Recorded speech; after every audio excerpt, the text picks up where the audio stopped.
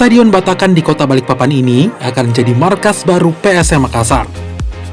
Tim Juku Eja rencananya akan menyewa stadion ini untuk jadi home base tim selama Stadion Bj Habibie direnovasi. Permintaan sewa stadion dikabarkan telah diajukan tim Juku Eja pada pemerintah daerah setempat.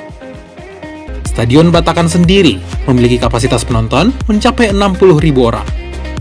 Harga sewa stadion secara umum untuk tim profesional seperti PSM Makassar sebesar 125 juta untuk satu kali pertandingan.